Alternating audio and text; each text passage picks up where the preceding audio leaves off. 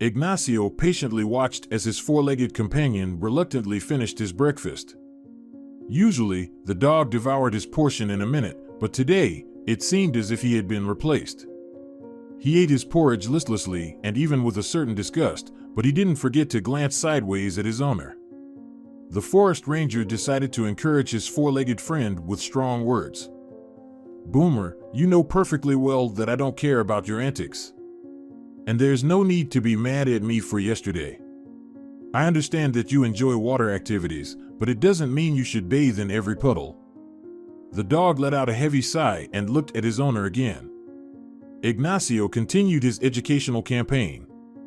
"You know, my friend, such behavior is forgivable for a puppy, but a grown, independent dog should behave properly.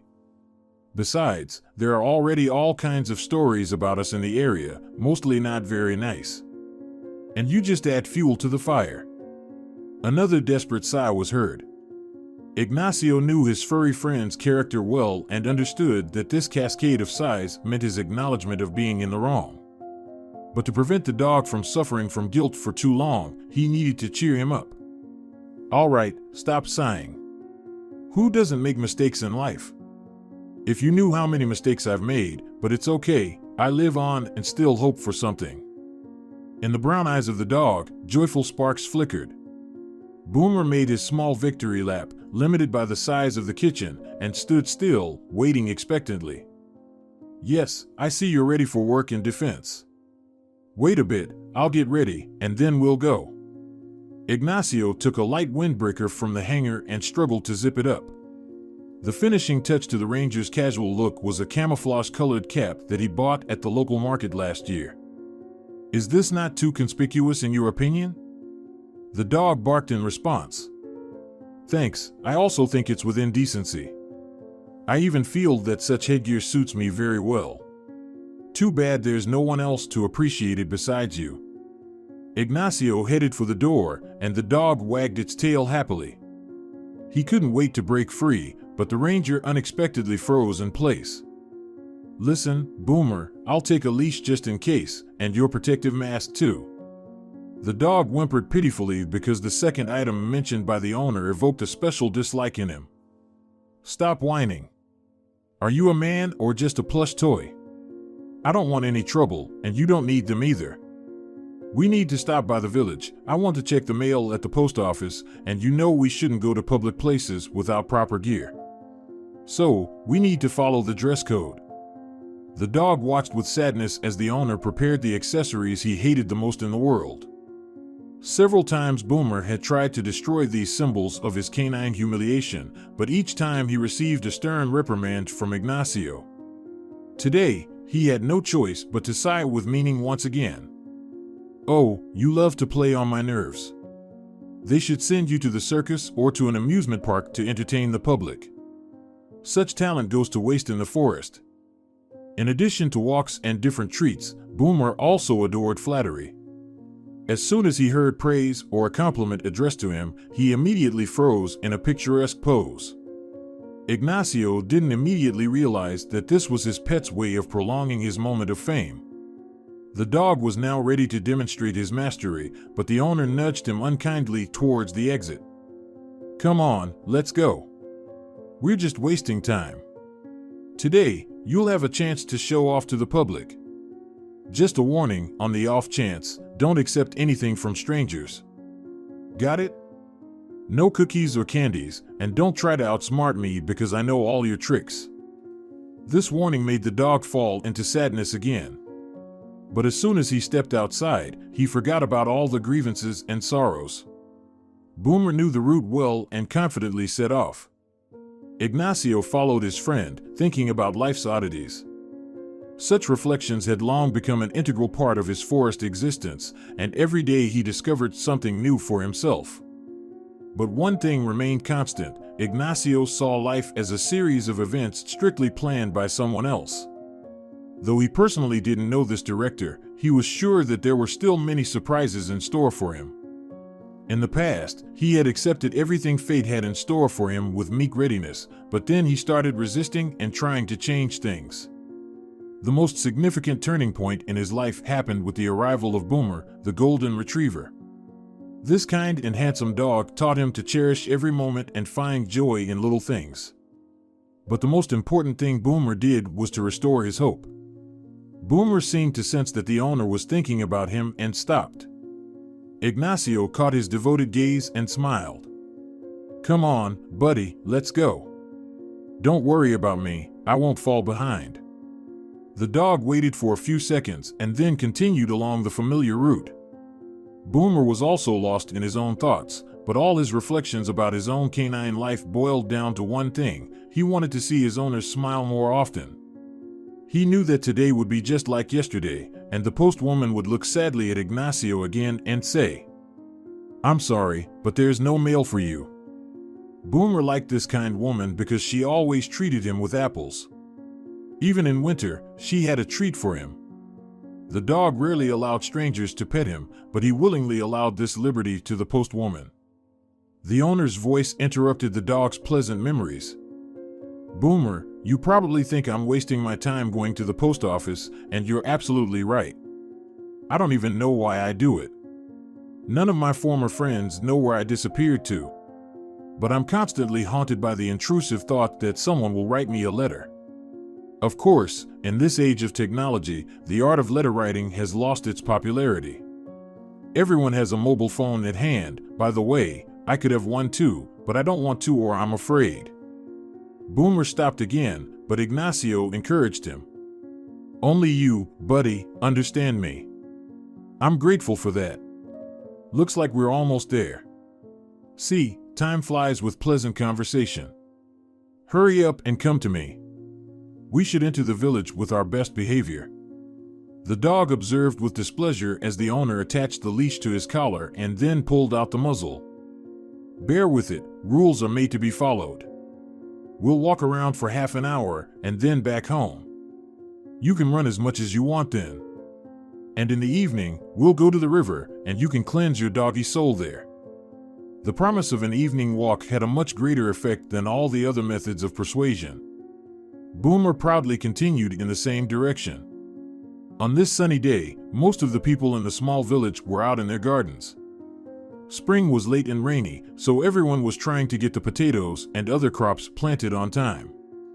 But despite their busy schedules, the villagers didn't ignore the appearance of the huntsman with his dog. Elderly women squinted their eyes and observed the strange pair from a distance. The younger ones greeted briefly.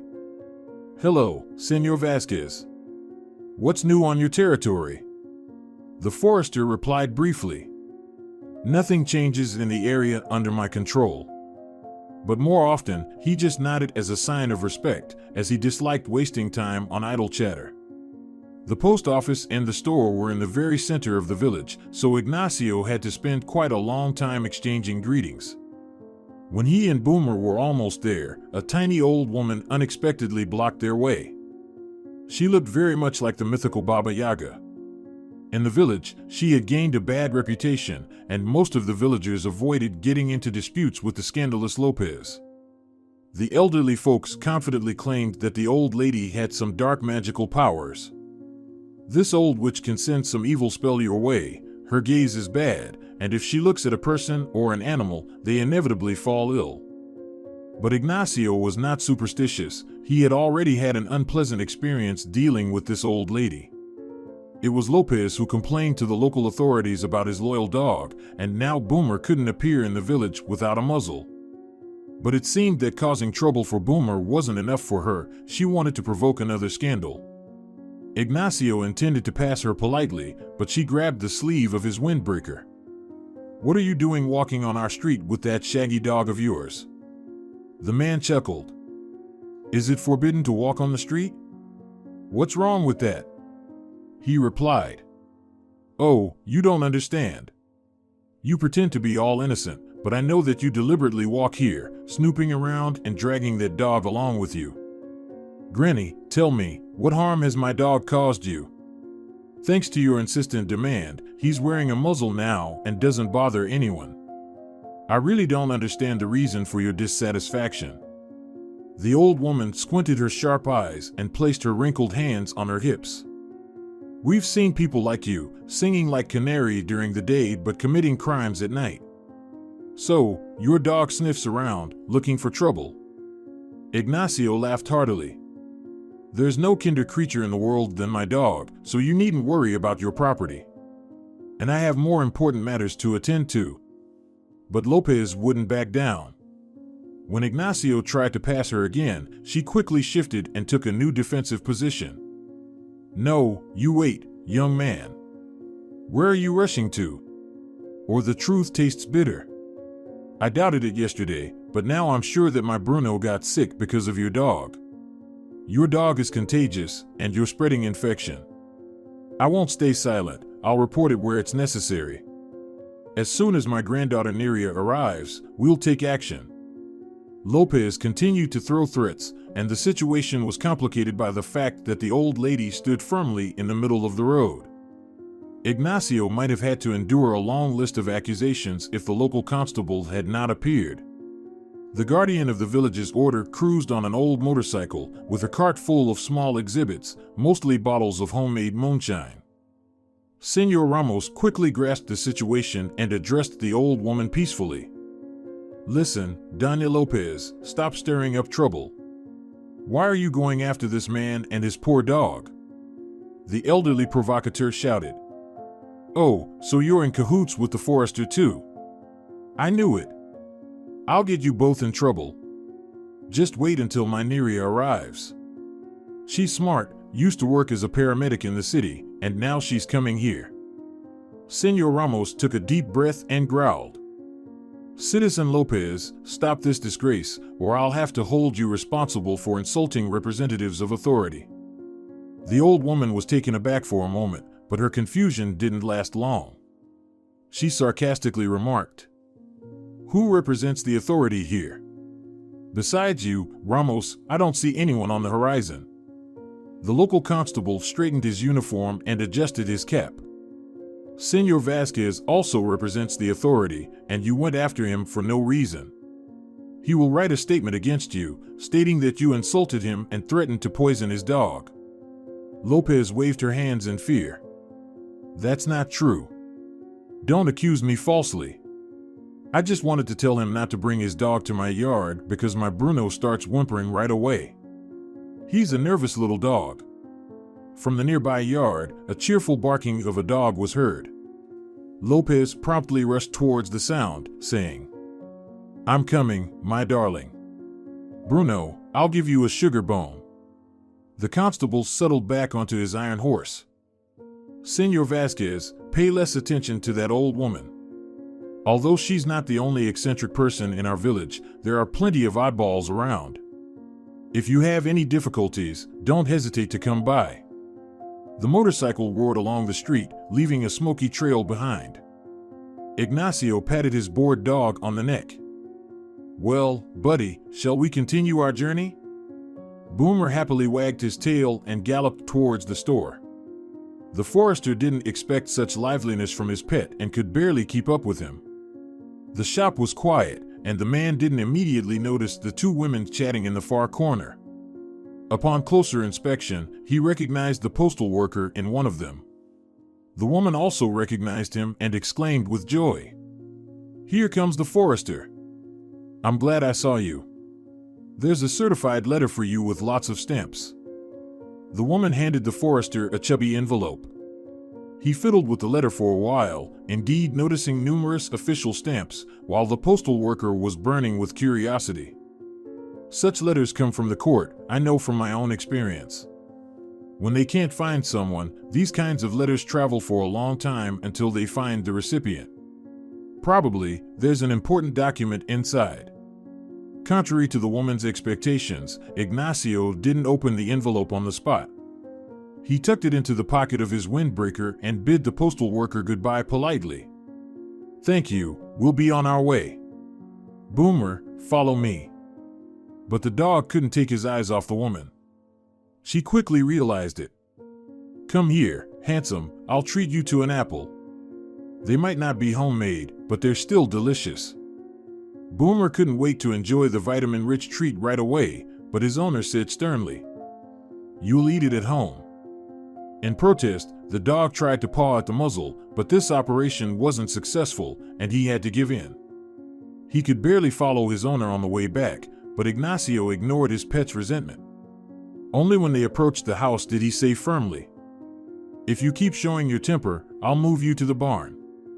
I don't need such unbalanced companions. Here, your apple, chew on it to your heart's content. I apologize for the oversight." Here's the translation of the text without using quotation marks and direct speech indicated by hyphens. Boomer rushed to enjoy the treat, and Ignacio went inside the house. He opened the envelope and carefully read the lines of fine print. The document stated that his marriage to Eva Nieto Mora would be dissolved at the applicant's initiative, but Ignacio Vasquez Molina could contest the decision, as indicated in the document. The deadline for this procedure had passed several months ago, but even if there was still time left, Ignacio wouldn't have taken any action. He read the document twice and felt a sense of relief. Well, another page turned, and maybe it's for the best that we parted ways. Anyway, we wouldn't have achieved anything worthwhile together. Ignacio was the only child in the family, so many things were forgiven him. His parents didn't aim for the stars, they valued peace and tranquility in the family above all else. His father, Don Vasquez, worked as a foreman at a construction site, while Doña Molina toiled on the food front as the chief shift supervisor at the bread factory. By the standards of that time, the Vasquez family lived comfortably. They had their own apartment, a summer house, and a car. However, despite their relative prosperity, his parents were very cautious with their finances. His father excelled in this area. Don Vasquez taught his son from a young age. "Remember, my son, every penny counts. If you suddenly want to buy something, weigh everything 10 times before spending your money." His mother took a more lenient approach to financial matters and often chided her husband. "Why are you teaching our child to be miserly? Personally, I'm against our son turning into a penny pincher. Greedy people are destined for a miserable existence from the start." The man staunchly defended his position. "Iris, you confuse the sinful with the righteous and unjustly label me because I'm not greedy but rational. It's you women who readily throw money to the wind. If we follow your practices, we might end up with nothing at all one day." Although Ignacio didn't understand much from his parents' arguments, he preferred his mother's perspective. Secretly from his father, Doña Molina indulged her son. When he was little, she bought him expensive toys, and later, she spent their savings on branded clothes. Don Vasquez scolded his wife. "Iris, you're ruining the boy with your own hands. What will he become with such pampering?" The woman fearlessly replied, "I've thought about it, Federico, and I've thought about it more than once. We've sacrificed our whole lives, and these sacrifices turned out to be in vain because the reforms devoured all our savings. And I don't want Ignacio to end up in the same predicament. It's a good thing we managed to buy a car before all the reforms." To this fair remark, the father had nothing to say because the mother was right 1,000 times over. For decades, they had set aside part of their salaries each month to ensure a comfortable old age, but during the turbulent years of the crisis, their capital practically went up in smoke in an instant. Don Vasquez had a hard time dealing with this shock. At one point, he even began to drink heavily. Along with the loss of their savings, the head of the family lost his job, which only made things worse. But Doña Molina was not one to give up easily. One day, she appeared with a joyful smile and announced, "All right, guys, enough suffering, it's time to get to work." Don Vasquez asked lazily, "Iris, I'm already afraid of your initiatives. What else have you come up with?" "I'll engage in trading." D, the head of the family, didn't immediately grasp the meaning of his wife's words, but when he understood that she wanted to join the ranks of traders, he jumped up from the couch. "Iris, don't even think about it. I won't allow you to run around with bags. You still have a job, hold on to it until they fire you." The woman said helplessly, "Federico, I no longer have a job. They are closing down our enterprise, and we're being laid off. I didn't want to tell you to avoid upsetting you. They settled all of us last week, and we don't know when they'll pay the severance package." The man paced around the apartment. So, what are we going to do now? How will we survive? Like everyone else. The whole country is in such a state that it's time to howl like a wolf. But some people sit around waiting for things to change miraculously, while others act according to their capabilities. So, we, girls, decided to form a team and trade in clothes and other scarce items. Thank God, we have our own wheels and an experienced driver. The man looked suspiciously at his wife. That's interesting news. And who's this driver of yours? Doña Molina burst into laughter. Haven't figured it out? Federico, I meant you. I hope you won't refuse to help weak ladies. The woman looked thoughtfully at her husband and said in a low voice, I really hope that this new endeavor will benefit you, and you'll stop fooling around and drinking. Don Vasquez grumbled unhappily but stayed silent. Only after a few minutes, he remembered the most important thing. Iris, what about our son? Who will take care of him? What if something happens to us? Will the boy become an orphan? Have you thought about that? The woman didn't answer right away. Federico, I've thought about all the options. We simply have no other choice. Of course, I'm open to your plan if you suggest one. But the head of the family didn't have a crisis plan, and after some contemplation, he agreed with his wife. Although this is a risky undertaking, we need to find a way out of this quagmire. I can't believe the situation will improve anytime soon. Ignacio was still very young and didn't understand what his parents were arguing about, but he remembered those uneasy days when he had to spend several days at their neighbor's place. Neither his father nor mother had close relatives because they both grew up in an orphanage. They spent almost 3 years away from home on business trips. Their neighbor, Aunt Rosa, became the closest person to Ignacio during that time. Since she had no children of her own, she showered all her love and warmth on the neighbor's boy. She was the one who took him to school for the first time and attended school events. Every morning, the kind neighbor prepared sandwiches with sausage for him and carefully wrapped them in a package. During the long break, hungry Ignacio would devour them, just as Aunt Rosa had instructed him to. Uncertain how long this indefinite life would last, Ignacio one day asked his father, Papa, is my mom now Aunt Rosa? The teacher at school asked. And I said I have 2 moms. All the kids are laughing at me. But the teacher said that a person can only have 1 mom. After this incident, the parents were invited for a talk with the deputy headmaster at school. Of course, Ignacio wasn't present during the conversation, but soon his guest visits to Aunt Rosa stopped. Doña Molina found a job in a new company, and the father continued his transportation business. Ignacio was in the 8th grade when the family lost its main breadwinner.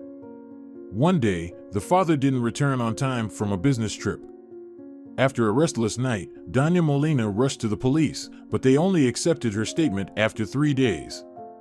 They found Don Vasquez dead in his car, but they never found the culprits of his death, or perhaps they didn't even look for them.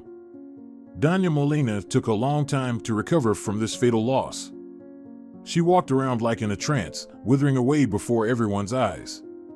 No efforts from her son could awaken the desire to live in her, but Ignacio decided to fight for the only person he held dear. He tried to convince Doña Molina not to give up hope. Mama, I miss Dad too. But most of all, I'm afraid of losing you. It hurts to see how you are slowly destroying yourself. You can't do this. The woman cried for a long time after these words, and her son felt as if the icy shell that had bound her ever since the tragic death of his father had melted away. Ignacio, I understand everything now. I promise I won't fall into despair anymore. I really want you to be happier than both me and your father. Although I can't complain about my fate since I was very happy with your father. But that happiness turned out to be too short-lived. I didn't have enough time to fully enjoy it. By the end of school, Ignacio had already decided on his career choice. He dreamed of entering a technical university because he had been fascinated by all kinds of mechanisms since childhood. However, his graduation certificate left much to be desired, and he didn't score enough points for the institute that trained such specialists. Desperate, he was ready to postpone his enrollment until the next year, but he met his school friends. Ignacio had been close friends with Dennis for a while, and he played on the same basketball team as Alex. He ran into his classmates by chance in the city park, and as usual in such situations, the conversation turned to college admission. Ignacio shared his misfortune with his friends, and they even laughed in response to his complaints. Dennis confidently declared, "Ignacio, take an example from us. Alex and I also barely made it. We didn't score enough points. But some knowledgeable guys tipped us off on where to apply. The Forestry Institute has a huge vacancy. It's like half a person per spot, if not less. It's not a very prestigious university nowadays, so they can't force young people to go there. But if you use your brain, you'll see that you can get your diploma here, and then you can get a job not even related to your specialty. We also calculated everything with Alex and submitted our documents. Don't hesitate, otherwise smart guys like us will take all the available spots in a day." And Ignacio decided not to postpone this important matter until tomorrow and hurried with his documents to the institute where his classmates had already applied. Doña Molina was very upset when she learned about her son's hasty decision. "Ignacio, you acted impulsively. You have no idea what it's like to pursue an unloved profession." The young man was confident in his decision and replied to his mother, "Mom, times have changed, and old principles no longer work. Today, the most important thing is to have a diploma in hand, and you can get a job even outside your field of study." The woman made a valid point. That's exactly why everything has gone haywire in our country. When people do jobs unrelated to their expertise, it's very dangerous. If this continues, lawyers will treat patients, and doctors will go work on construction sites. "Mom, you're exaggerating. That will never happen, and doctors will remain in their positions, just like construction workers. The Forestry Institute trains specialists in various fields. Besides, I can study for a year and then transfer to another educational institution." Doña Molina had no choice but to accept her son's decision. Deep down, she hoped that Ignacio would change his mind and apply to another institute next year. However, these expectations were not to be fulfilled because after his first semester, the son announced, "Mom, I'm incredibly lucky that I met Dennis and Alex in the park that day. They directed me in the right direction." Doña Molina asked in a lowered voice, "I don't understand you at all, my son. If you can, please explain to me in more detail what brings you joy." "Mom, it's as clear as day. I didn't even think that forestry could be such a fascinating field. In just half a year, I've learned so many interesting and useful things." "So, you're satisfied and don't plan to transfer to the technical university?" "Absolutely satisfied." "Ignacio, what about your dream? And what will you do after graduation?" "They'll probably send you to some remote area, and you'll spend your whole life among pine trees in the company of bears and wolves." "Mom, you're exaggerating again. After the institute, I can find a job in the city and spend time in an office like everyone else. But even in the scenario you described, there's a positive side. I don't see anything wrong with being in touch with nature." "You think that now, but what about when you're cut off from the rest of the world?" Ignacio laughed. "Mom, trust me, being close to nature is not a bad thing. People nowadays dream of escaping the city and living closer to nature. It's a conscious choice, and I'm happy with it. I'll find my own path, and I promise you I'll be just fine. I'll howl together with the wolves." "Mom, please, don't think about the worst. After I finish my studies, I'll get married, and you'll have grandchildren to take care of." Doña Molina didn't like to speculate about the future, but she dreamed of having grandchildren, so when her son shared his plans with her, she was somewhat reassured. To ensure their small family didn't lack anything, Ignacio started working part-time for an entrepreneur from his third year of college. His classmates also joined him in the labor shift. One night during their shift, Dennis called his friends over. "Guys, I've come up with a grand plan." Alex looked at his classmate apathetically. Dennis, your brain only works in one direction: how to scam someone. I'll never get involved in any shady business. Dennis was offended. Lex, why do you create unnecessary tension? I've actually come up with a plan that we can start right after college. By the way, I'm planning to submit it to a contest announced at the Institute. I'm sure this startup will be successful and we'll make good money. Dennis explained the details of his idea, and Alex and Ignacio got excited about their friend's plan as well. Dennis found the right people to help them create a model for their grand project. For several months, the trio worked tirelessly on their own innovation. Their efforts and time were not in vain. The jury of the contest declared their project the best. The three young creatives were not prepared for the sudden fame that came their way. The results of the contest were announced at a grand ceremony attended by sponsors. It was only later that the boys realized that business sharks had a personal interest in holding such events. By paying a little attention to young and promising developers, they could secure such talents for themselves. This was the case with Dennis's team, who embarked on a dubious adventure. The announcement of the contest results coincided with their graduation from the Institute. The young entrepreneurs received a certificate for a small sum, which they immediately invested in their joint venture. The new businessmen rented premises and purchased planting materials. Together, the trio came up with a catchy name for their newborn company, and a major article about the company Eco Plus appeared in the regional newspaper. Their knowledge from college helped them effectively promote their business, and soon they acquired their first customers. Within 6 months of active operation, the company established a stable financial position. Although the money wasn't flowing in like a river, the partners started thinking about expanding their enterprise. However, disagreements arose. Dennis wanted to have everything and achieve everything at once, trying to persuade his comrades. Guys, why pull the cat by its tail if we can grab the entire prize in one go? Alex strongly disagreed. Dennis, business doesn't tolerate abrupt movements, so we shouldn't force events. I understand that the initial success can make us dizzy, but it's not a reason to lose our heads. Ignacio had his own opinion. Guys, I'm not on anyone's side. I think it's worth making a move because stagnation in business can lead to a reverse effect, but at the same time, we really need to plan everything down to the smallest detail. My late father was always in favor of rational decisions, and I try to follow his principles too. Dennis screamed in desperation. Ignacio, what does your dad have to do with this? Let's not start recalling the wisdom of our ancestors up to the 10th generation. Times have changed. While we think and guess, our competitors will surpass us. You may not know this, but we have a competitor, and we have a chance to beat them in this profitable venture. Alex asked the head of the young company. Where will we get the money for expansion? Do you have any idea how much money we'll need for that? I do have an idea. Dennis slammed a folder on the table. You can take a look at the calculations, my dear partners. Ignacio was surprised.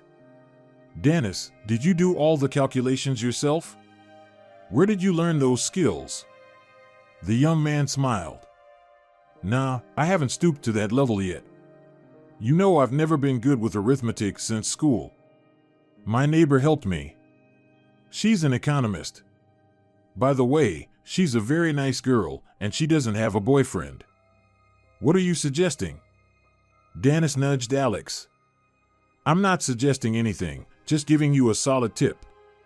Even as successful businessmen, we shouldn't forget the pleasures of life, and women are the most beautiful thing on this planet.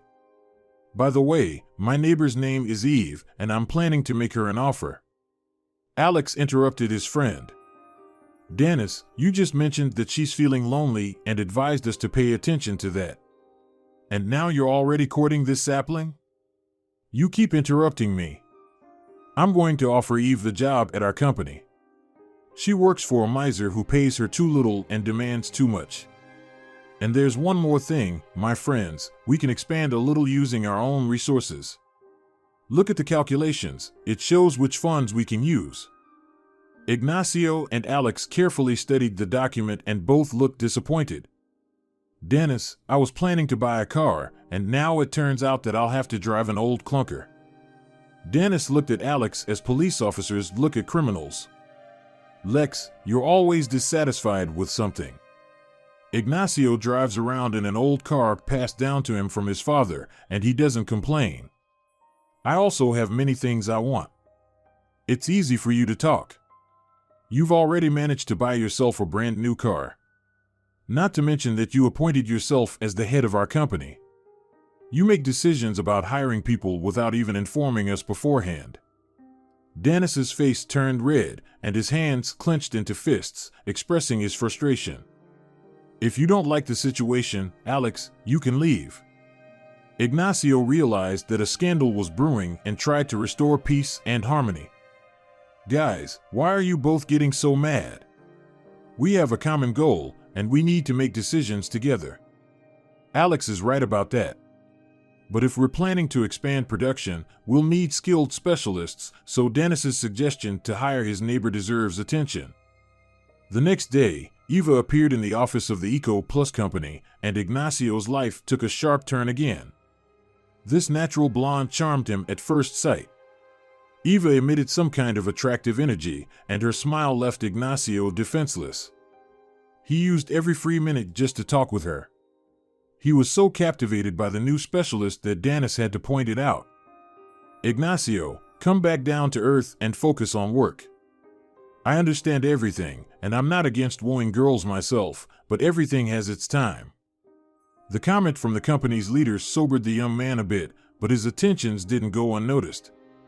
Eva also sent him passionate glances and smiles, and one day she herself suggested, Senor Vasquez, I wouldn't mind if you escort me after work. The farewell was long, and upon returning home, the lovesick young man realized that he couldn't live without Eva. Over breakfast the next morning, he announced to his mother, Mom, you can be happy, I'm getting married soon. Doña Molina cried out in surprise, and Ignacio thought she might have fainted. Mom, it's what you wanted, right? The woman came to her senses a bit. Yes, I did, but not like this. Ignacio, why do you rush everything so quickly? Understand that in life, you can't act like this, there will be a mishap at some point. And why do you inform me about important things last? Ignacio calmly replied, No, Mom, you're the first one to know. Eva has been working as an economist in our company for a month already, and I escorted her for the first time yesterday. After such a revelation, the woman could only say, You escorted her yesterday, and today you're already getting married? Son, is everything all right with your head? Yes. Well, at least introduce me to your chosen one. Right, Mom. Thanks for the suggestion. I'll invite Eva for dinner tonight. Son, it's better to do it tomorrow. Don't rush in such matters, cool off a bit. Contrary to Ignacio's expectations, Doña Molina didn't like his future bride. During dinner, the woman carefully followed etiquette and tactfully asked the girl questions. The guest answered readily, never forgetting to smile. After Ignacio escorted his friend home, upon his return, his mother made a brief remark. Can't you see that she's not genuine and insincere? The young man was shocked by such a description. Mom, what do you mean? In the literal sense. This girl is insincere. Her smile is fake, and her eyes lie. I have never been wrong about people, and I am sure I am right now. Sometimes young people in love can't see the obvious, so I advise you not to rush. Although Ignacio listened to his mother's advice, Eva persisted. She suspected that she didn't make a very positive impression on Ignacio's mother and decided to take extreme measures. On Friday, at the end of the workday, she knocked on Ignacio's office door. May I come in? The young man was pleased. You could come in without knocking. Did you bring the reports? Yes, Senor Vasquez, here are all the payment reports. We need to do something about the seed material. The suppliers keep increasing the cost, so we need either additional investments or to reduce the areas allocated for the nursery. No. That's impossible. We have regular customers now. People are interested in exotic decorative plants, so we can't cut back production. On the contrary, we should think about building another greenhouse. Dennis also said the same. The familiar address to the company's leader irritated Ignacio. Eva, do you talk to Dennis informally? The girl smiled. What's strange about that? We are neighbors, we have known each other since childhood. I attended a private gymnasium, and Dennis went to a regular school. We weren't close friends, but sometimes we organized parties together, if you're interested. Ignacio felt embarrassed. Sorry, Eva, I didn't mean to offend you. The charming girl smiled enchantingly. I'm not offended. Actually, I wanted to tell you that we can spend this weekend together. My parents went on vacation. They love traveling to exotic countries, so we have the whole apartment to ourselves and no prying eyes. She followed the pleasant news with a kiss. Ignacio eagerly waited for the end of the workday. He called his mother and warned her that he would spend the weekend with friends. However, Doña Molina understood that her son was lying to her. Ignacio, there's no need to lie to me. I'm not going to meddle in your personal life. Date whoever you want, marry whoever you want, but just don't lie to me. Mom, I understand. Yes, I'll spend this weekend with Eva. Our relationship is serious, you don't need to worry. Ignacio didn't realize that his mother was worried precisely because of his serious intentions towards this mysterious girl. The wedding of the young entrepreneur and the daughter of a high-ranking official was covered in the society columns for a whole week. While such articles inspired Eva, Ignacio didn't like the increased attention to his person. I don't understand why all this nonsense. There isn't a single truthful word here. The man tossed another sample of yellow press away. Eva's husband's angry outbursts didn't affect her. To cheer him up, she playfully coiled around him like a sweet kitten. Ignacio, enough getting angry. And why do you accuse the newspaper staff of lying? There is also true information there. For example, it beautifully describes the diamond ring you gave me, and our company is accurately portrayed. And you know, I really like the title itself, A Workplace Romance Ended with a Lavish Wedding. The woman dreamily rolled her eyes, while keeping an eye on her husband's reaction, which followed immediately. Eva, think about the meaning of the word ended. This verb means that everything is over, there will be no continuation, and you rejoice like a little child. No need to nitpick words, and besides, they can be interpreted differently. For example, I understand it as one stage of life ending, but after that, there will definitely be another phase, and we have so much interesting ahead of us. Ignacio was forced to agree with his wife because he really wanted to continue the story of their love. The newlyweds arranged their little nest in a rented apartment, although Ignacio's mother, Doña Molina, hoped that her son would bring his wife to the family home. She had just gone on a well-deserved vacation and felt lonely again. Ignacio tried to visit his mother more often, but the company's affairs faltered again, and he spent days at work, working for two, while Dennis did not notice the approaching storm, being in a trance and rarely appearing in the office. Every time serious conversations were about to take place, the company's leader would make excuses, citing his busy schedule. Only once did he condescend to talk to his partners and brushed them off completely. Guys, why do you bother me? I am well aware of the situation in the company. Do you think I disappear without reason? No, my dear friends, I am trying to save our enterprise. Now I can partially lift the veil of secrecy. I have found support at the highest level of government, we just need to endure a bit. And we also need to make just one little leap towards expansion. Alex barely restrained himself from lunging at Dennis with his fists. What expansion? We've been operating at a loss for months. All the seedlings brought from Switzerland died without exception. By the way, this grand loss is on your conscience, Dennis, just like many other mistakes. We need to check the suppliers, and you, like a magpie, fall for every cheap trick. The head of Eco Plus did not shy away from harsh expressions either. Alex, you'd better hold your tongue. Remember your blunders. What did you do with the planting material from the batch we received in the summer? I didn't even try to hide it. I immediately informed you that several dozens went from our company for landscaping children's institutions in the district. Normal people engage in charity. You can give away your personal property left and right. I'm not against charity.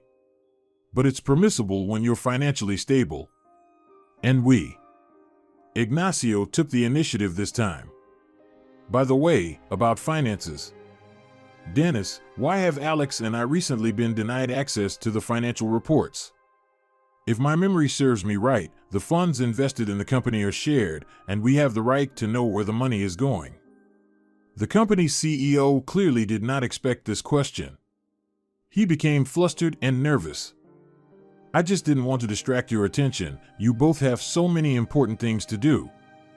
But I think the financial matter is the most important.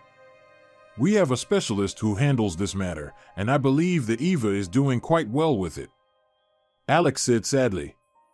I have a different opinion. Problem started when Eva appeared. Ignacio, don't be upset that I touched on your personal life, but you'll come to the same conclusion if you analyze recent events. But Ignacio had no time to analyze, as Doña Molina suddenly fell ill. She called him herself and informed him that she had pneumonia. Ignacio dropped everything and rushed to the hospital. His mother greeted him with a weary smile. Ignacio, don't worry, it's nothing serious. I'm to blame, I let it get worse. I should have gone to the doctors right away, but I spent a whole week self-medicating. But I'm strong, I'll pull through. But the woman's optimistic hopes did not materialize. When Ignacio called the hospital the next morning to inquire about the patient's condition, a strange voice answered him.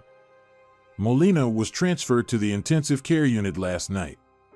Ignacio spent almost 2 days at the hospital without sleep, and he forgot about eating.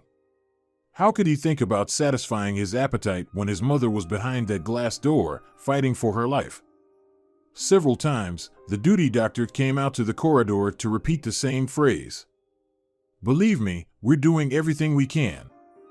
Your mother's condition is extremely serious. Severe pneumonia, and it's affecting both sides. We can only hope for the best. Eva also visited the hospital several times, trying hard to show that she was concerned about her mother-in-law's fate, but she didn't do it well. And then Ignacio remembered his mother's words about his wife's nature being filled with lies. He didn't reproach her for her indifference, but he only asked, Eva, you're not doing well with this. Don't torture yourself. I don't blame you. But it's better if you don't come here, I can handle it myself.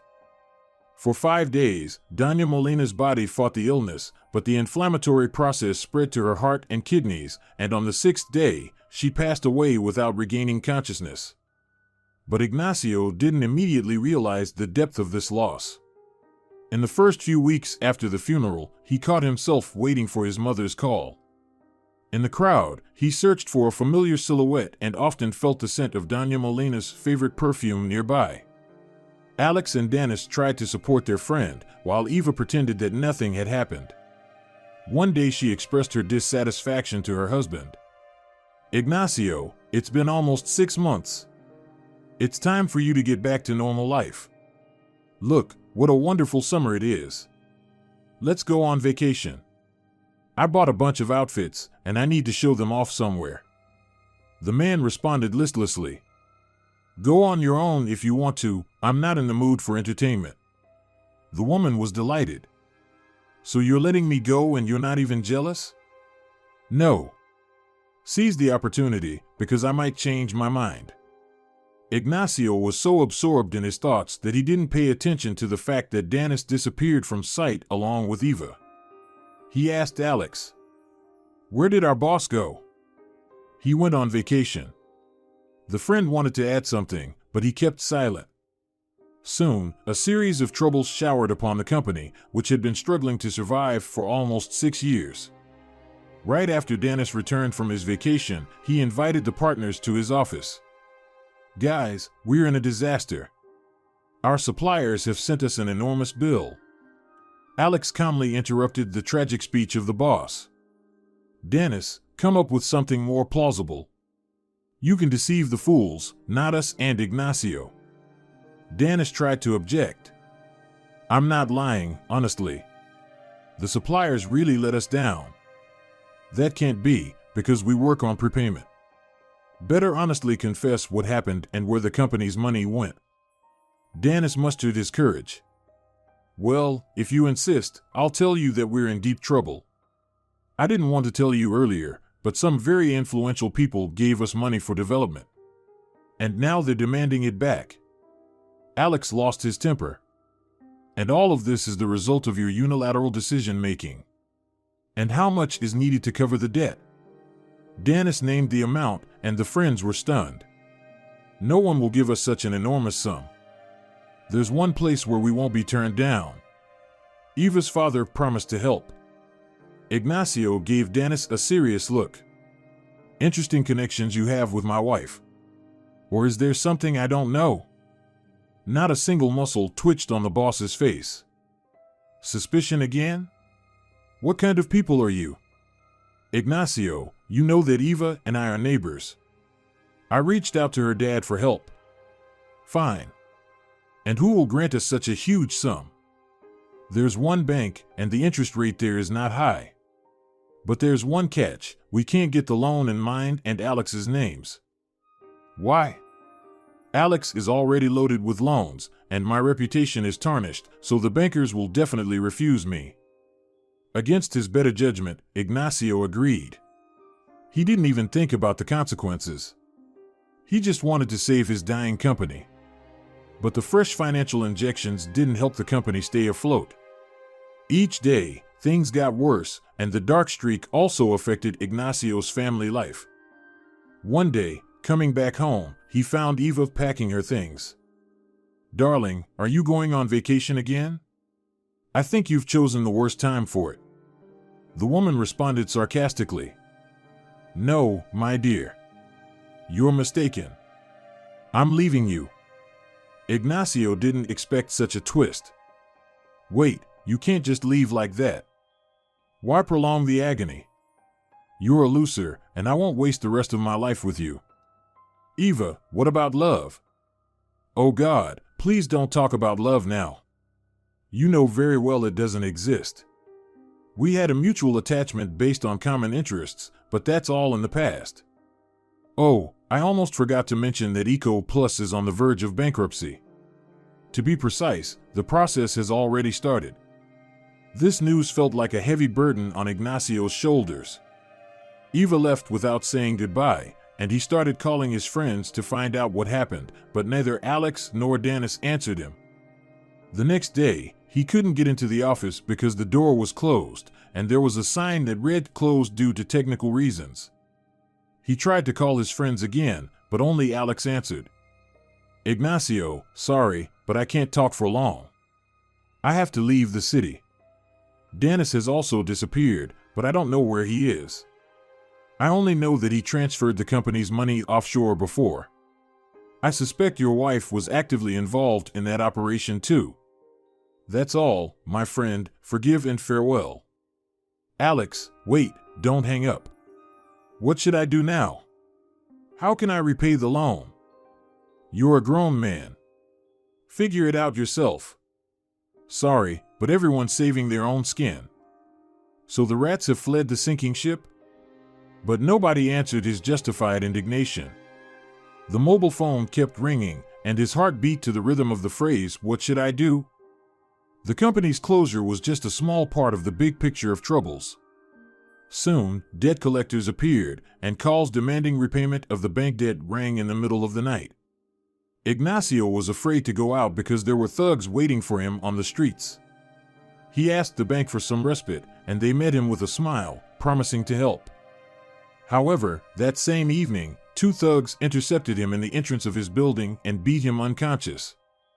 Ignacio spent 2 weeks in the trauma center, but as soon as he was discharged from the hospital, the calls resumed.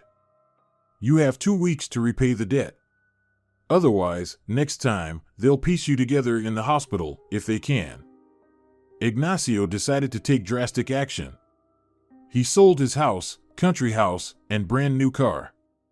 The money he obtained was barely enough to repay the bank debt. A small amount remained, enough to last for a month or two, but no more. Ignacio was now in a situation of a future homeless person, and he was fully aware of it. He needed to make a decision, and he needed to do it urgently. There was no help coming from anywhere, and Ignacio had to find a way out of the crisis on his own. He remembered his diploma and began searching for a job in his field. The employment center employee empathized with his situation and even promised to help him. "Though we offer vacancies only in our region, I'll try to help you. Come back in a couple of days." Homeless now, the man settled in a cheap hostel. 2 days later, he returned to the employment agency, and the familiar woman joyfully told him, "There's a vacancy as a forester, but I'm not sure it'll suit you because it's far away, in another region. Not the edge of the world, but still quite a remote place. My relative lives there, and she gave me this lead. Think about it until tomorrow, and if you agree, I'll give you the address." Resolutely, Ignacio said, "Write it down now. I can't wait until tomorrow." The woman asked empathetically, "Is it a critical situation for you?" She perfectly understood that people don't rush for no reason and was somewhat cautious. "It's not a word. It's a disaster." Quickly, she wrote down the address and several phone numbers on a notepad. "If things get really tough, call one of these numbers. The easiest way to get there is by train, and then you'll have to endure about 2 hours on a bus. But despite its remoteness, it's possible to live there." Ignacio took the piece of paper and thanked the woman. "Thank you for your help. Good luck. I believe everything will work out for you." Initially, Ignacio was met with suspicion. The local official scrutinized his documents for a long time, then asked directly, "Tell me honestly, Señor Vasquez, do you have legal problems?" The young man was surprised. "Why would you think that? Or do only people with a tarnished reputation come to you for employment?" The woman sighed expressively. "You guessed almost right. Nowadays, everyone wants to live in comfort. And here, as you can see, the conditions are challenging. This vacancy has been empty for a long time, but there are no candidates. If it's not a secret, why? Is the salary low? What secrets are there? The salary is not great, and there are housing problems. Of course, you can rent a house in the village, but it's far from the cordoned area. Where did the previous forest ranger live?" The official gestured with her hands. "Oh, that was during the times when God's dog was a puppy. He was a good ranger, built the house himself, but after he left, no one used the buildings for their intended purpose. I don't even know in what condition the property is in now. Well, I don't mind as long as I have a roof over my head. It's a pleasure to deal with someone like you. Now, I feel like a burden has been lifted off my shoulders." The official didn't hide her delight and did her best to please Ignacio. "Take a short walk here for 5 minutes, and I'll find our driver. He'll take you to the place. I advise you to buy groceries at the store. If you have financial difficulties, I'll inform the management, and they'll give you an advance. Tomorrow, make sure to come to the office. We'll process all the paperwork, and you can get your money as well." Old Synchro drove along the forest roads for a long time until a small clearing with a low building appeared. The driver chuckled. "This is my village, my dear home. I wouldn't agree to live in this shack even for $1 million. It looks like there's no electricity there. Do you want me to help a bit?" Ignacio gladly accepted the helping hand. "I won't refuse. I'm completely unfamiliar with this lifestyle, and I have no idea what to do." "Then why did you take such a risk?" "There was no other way. The house itself was in a sorry state, but in the storage room, the men found an old generator." The driver exclaimed with enthusiasm. "Wow, I was wrong about the electricity. How did they not take this device from here? Let's also check the shed. Maybe we'll find something useful there." However, in the shed, they found nothing except neat piles of firewood. Inside the house, there was only a table and a bed, and the only set of dishes consisted of a black teapot without a lid and a small pot. The driver concluded. Yes, it's not luxurious here, but don't worry, buddy, tomorrow we'll bring everything you need. Our village administration head is a very practical and far-sighted man. During the inspection of the surrounding area, they discovered a well about 50 meters from the house, and the water in it was as clear as tears. It's good that you have water nearby. No need to run to the river with buckets. Before parting, the driver asked, "Aren't you afraid to be alone in the forest at night?" Ignacio didn't lie. "I am afraid. I've never spent the night in the forest. I'm a city dweller through and through. You'll have to get used to the new conditions. Owls hoot at night here, and animals can visit you. Even two-legged beasts can get lost, so you have to be ready for any surprises." "It's okay, I'll get used to it." Indeed, Ignacio adapted to the forest life fairly quickly. The local authorities helped him settle in, and he tidied up the abandoned house himself. His salary was enough not only for food but also for purchasing necessary items. Soon, a TV and other household appliances appeared in the house. The young forester tidied up the area around his little estate and even built something resembling a fence from walnut poles. The appearance of the new forester caused various reactions among the local population. At first, he was met with suspicion in the village, and some even openly avoided him. The local police officer, Senor Ramos, paid him a visit in the first few days, arriving on his vintage vehicle. However, the first conversation with the law enforcement officer turned out to be unpleasant. Senor Ramos didn't beat around the bush and asked the same question that the official had asked him. "Senor Vasquez, let's be honest. Why did you come here?" "I'll still check everything, as I value the peace of the area entrusted to me." Ignacio felt wild discomfort for the first time in his life, but he tried to respond politely. "I've already been asked a similar question. I don't know how to convince all of you that I have no legal issues. I haven't even received any fines for traffic violations." The police officer realized he had gone too far and backed off. "Don't be upset. It's a standard question, and I didn't mean to offend you." "I'm not offended. Do you have any other questions?" "No." The police officer had to retreat. He visited a few more times and even offered to help the forester, but the unpleasant impression from their first meeting hindered the development of a trusting relationship. One day, in frustration, the police officer called Ignacio a mute, and the nickname stuck, thanks to the officer's influence. Everything changed after Ignacio saved a little girl, the daughter of a wealthy businessman who spent every summer with his family in the village. Ignacio served in his new position for almost a year. During that time, he got used to the solitary life and significantly improved the management of the forest entrusted to him. Every day, the forester patrolled the territory, marking diseased trees. His knowledge from college came in handy, and he created a detailed map of his estate. When he presented this document to the Regional Nature Conservation Authority, they praised him and rewarded him with a means of transportation. "Senor Vasquez, unfortunately, we're experiencing financial difficulties, so we haven't been buying new equipment for a while. However, we have an old synchro in the garage that can be restored. Our mechanics will work on it, and you can take it." The forester was delighted with the unexpected gift, but feared that the authorities might change their minds. "I'll check it myself. At least I'll have something to keep me busy." "Do you know about vehicles?" "A little. I wanted to study at a technical university, but I didn't get in, so I chose forestry." "And do you regret it?" "Not at all. After all, if I may say so, the forest is a living organism. I've learned to listen to it and feel it." The official was surprised.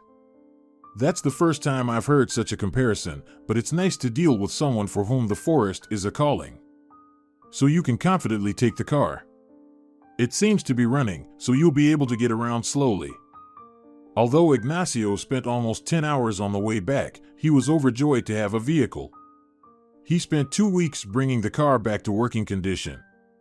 His first appearance in the village caused a real sensation. "Look, the beggar got himself a car. And for what merits did they give it to him?" We work our whole lives and can't even afford a bicycle. And this guy, who's been here for a few weeks, already has a car. The village gossips tried not to notice the unimpressive appearance of the synchro. The fact that the state property was transferred to an outsider from the city was what mattered to them. During another walk to the village, the forester was stopped by the police officer at the entrance. Senor Ramos was visibly agitated, constantly wiping the sweat from his face and neck with a handkerchief. Vasquez, sorry to stop you, but we have an emergency. A little girl has gone missing, Rambo's daughter. Ignacio couldn't help but smile. What? Has Stallone himself moved in? The police officer waved his hand impatiently. No. It's our local celebrity, an oligarch of sorts. He built some mansions here about 5 years ago.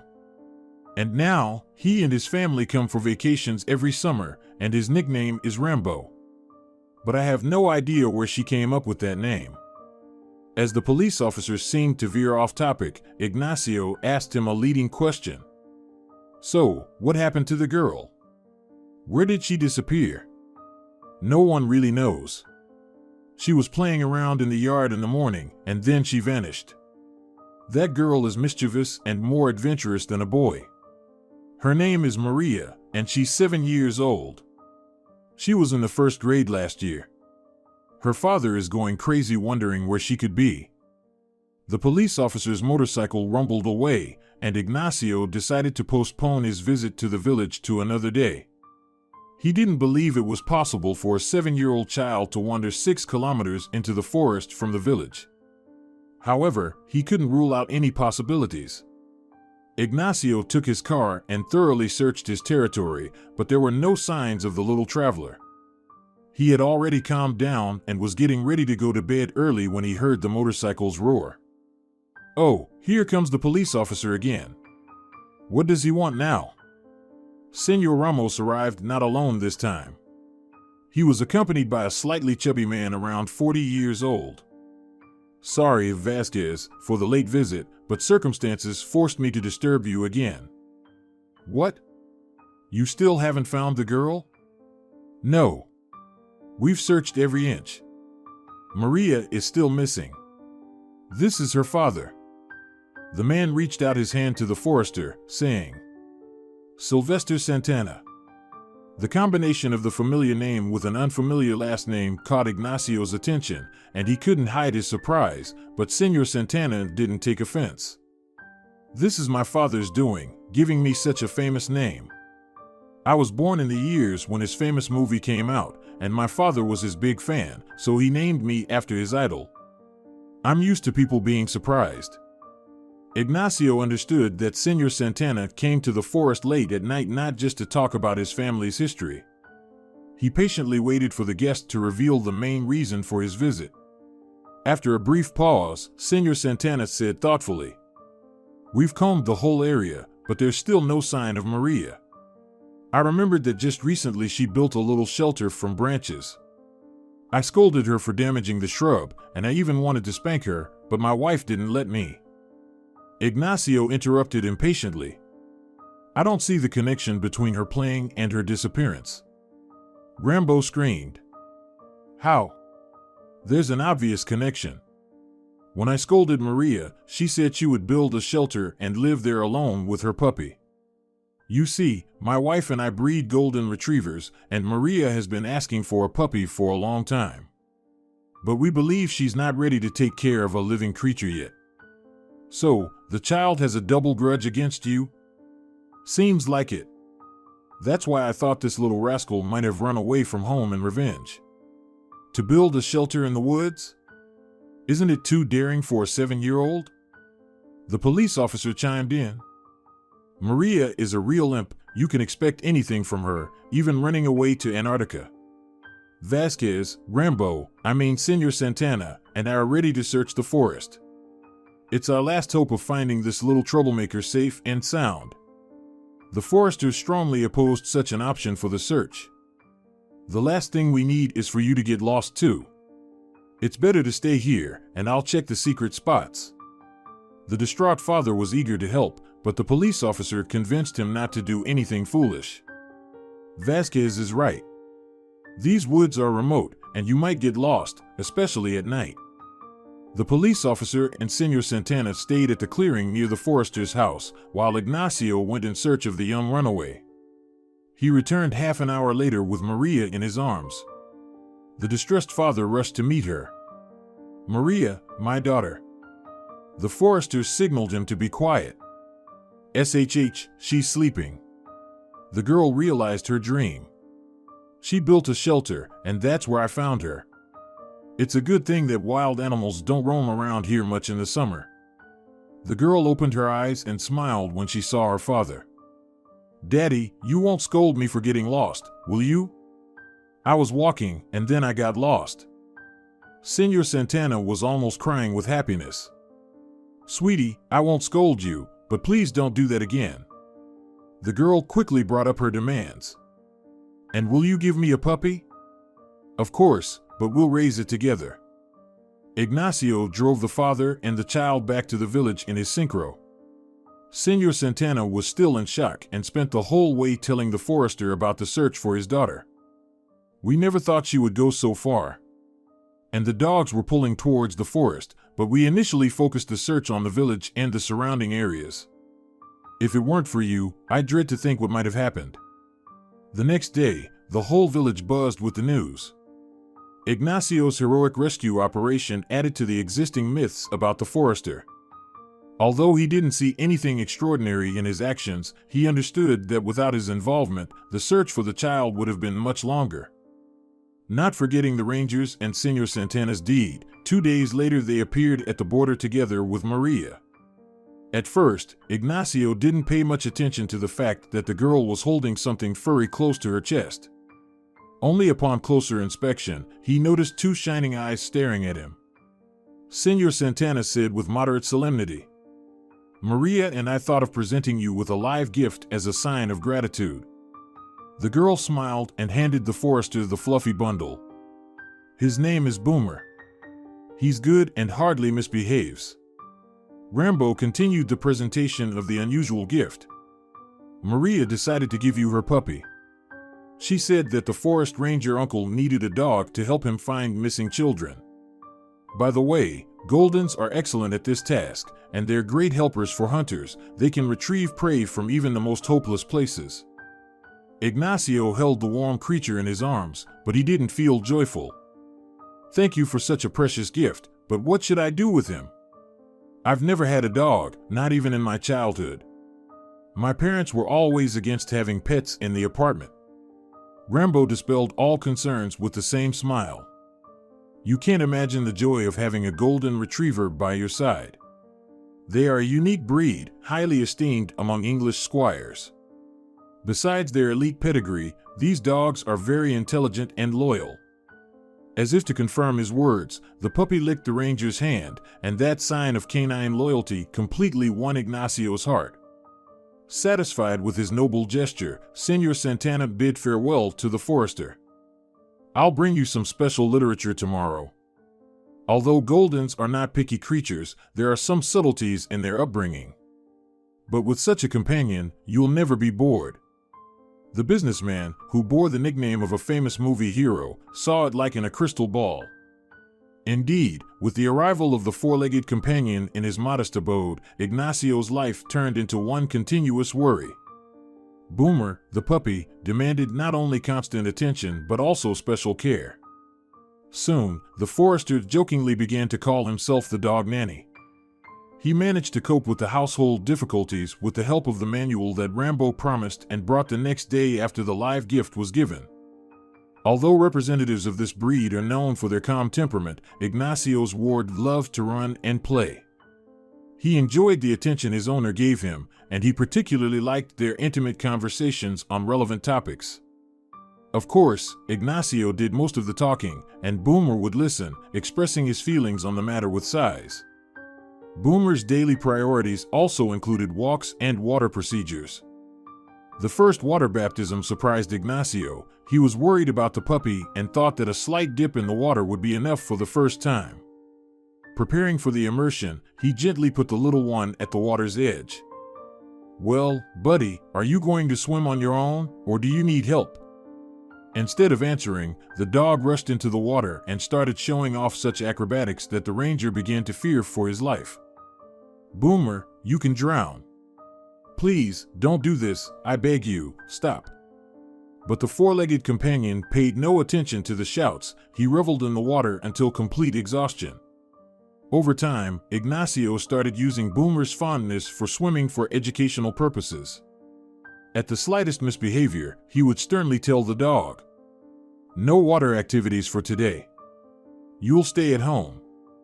The shaggy troublemaker whined but knew it was futile to argue with the owner. Boomer loved watching TV and riding in the state synchro no less than swimming. Ignacio quickly noticed that his pet had a deep respect for any machinery. He would happily jump into the police car when the officer came to visit. Senor Ramos would grumble, "What a rascal! How can you say no to him? One glance from your dog, Vasquez, works better than any words." In other words, Boomer used anything he was particularly fond of for his own purposes, as such activities were much more enjoyable than the regular walks on a leash with a muzzle. So day by day, Ignacio and the dog became almost a single entity. Boomer sensed his owner from a distance and picked up on changes in his mood. The forester, too, could determine his loyal pet's mood without a mistake from the expression on the dog's face. Visits from Maria and her father added some variety to their secluded life. However, in the last 2 years, the businessman rarely appeared in the village. When the forester inquired to the officer, "Where did Rambo disappear to?" he responded with sadness, "Our Santana is traveling abroad more often now. Maria has grown up, and she's no longer interested in the village. People age and don't notice the flight of time." Senor Ramos was the most frequent guest at the cordon, although it wasn't his duty to monitor the forest situation. Ignacio understood that the village's guardian did it out of boredom. He knew all the violators, including the most fervent moonshine producers, by sight, and apart from family quarrels in the village, there were rarely any major events.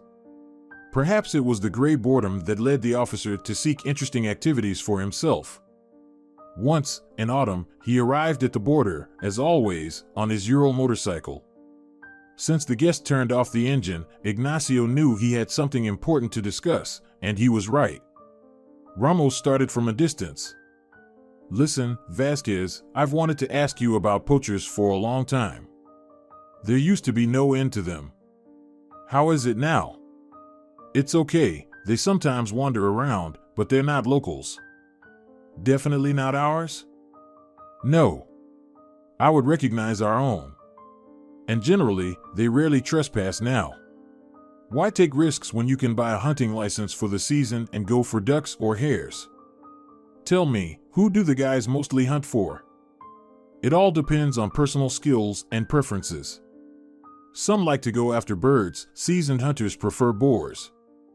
Hunting is a whole science, after all. And what about you? Do you know anything about this?" The ranger laughed. "I'm a real pro when it comes to the legal side of it, but the practical part is a bit more challenging for me.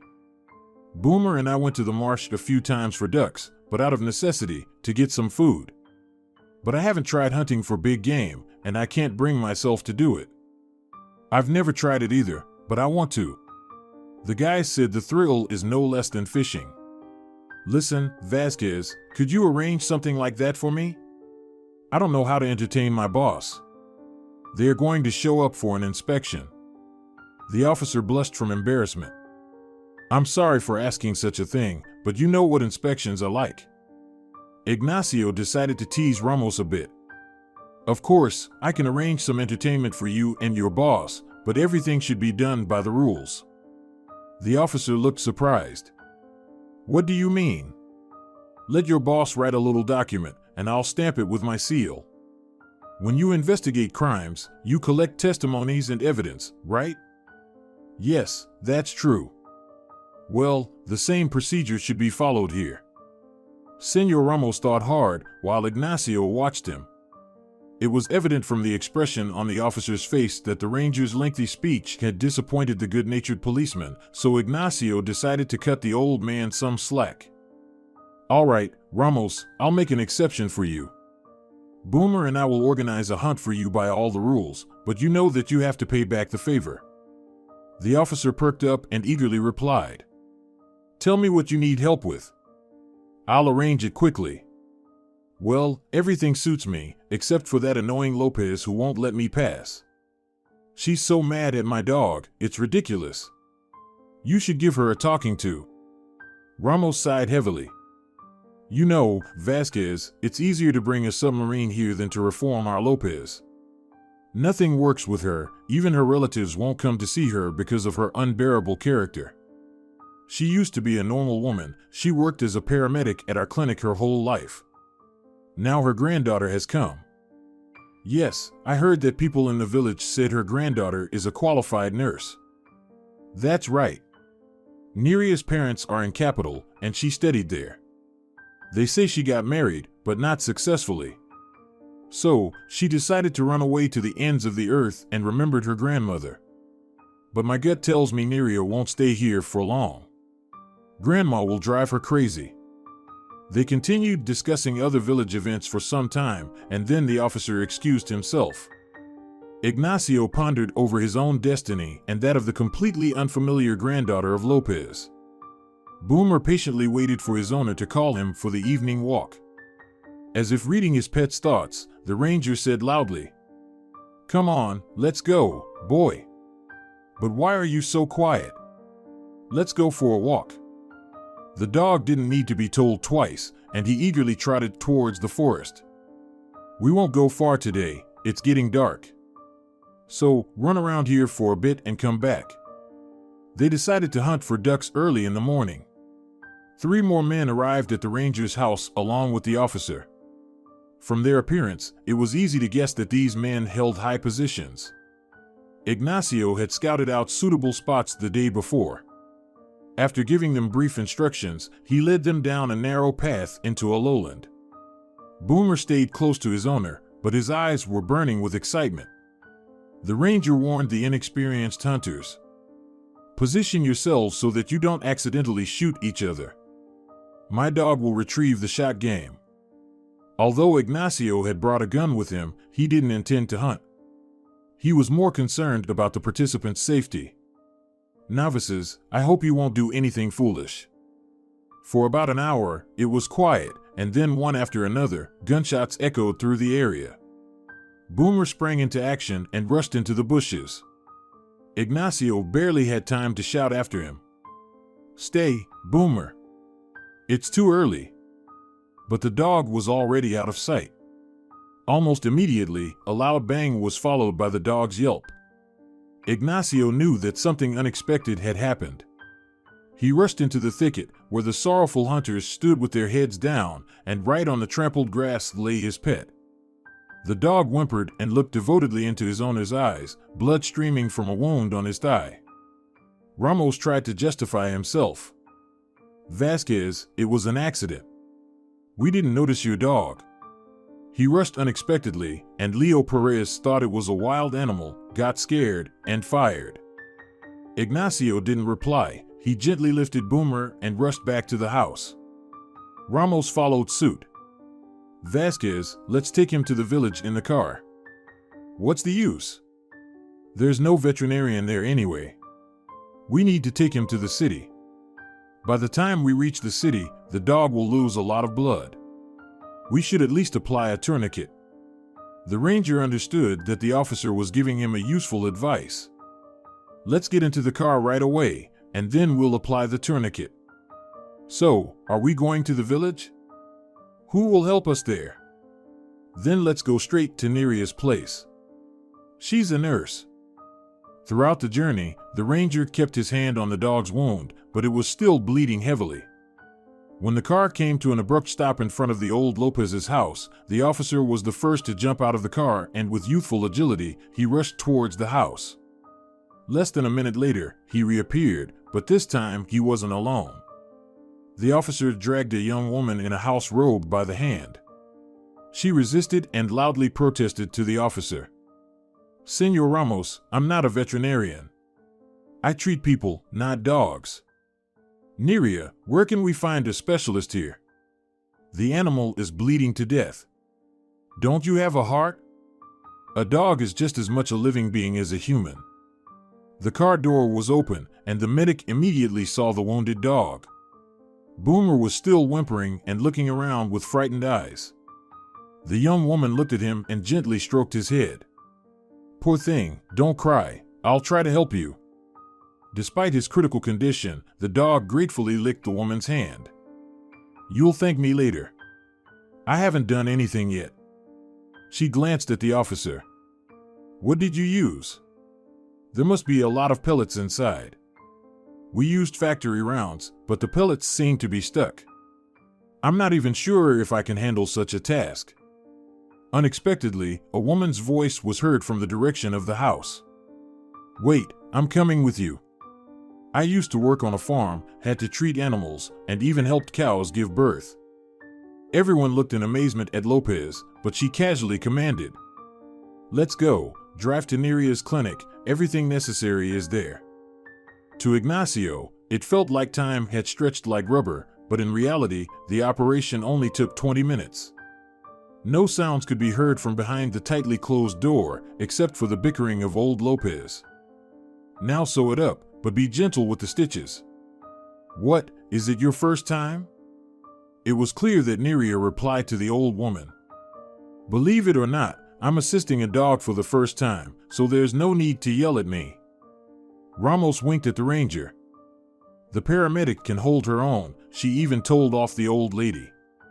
But Ignacio wasn't in the mood for jokes. He was worried about the dog's life and reluctantly replied to Ramos. Yes, she's a brave girl. Ramos, where did your inspectors disappear to? The important guests quickly vanished without even saying goodbye to the officer. They ran away. I didn't even notice who fired at the bushes. We hit a couple of ducks immediately, and I saw your dog rush after the game. It turned out badly. I won't organize such events ever again.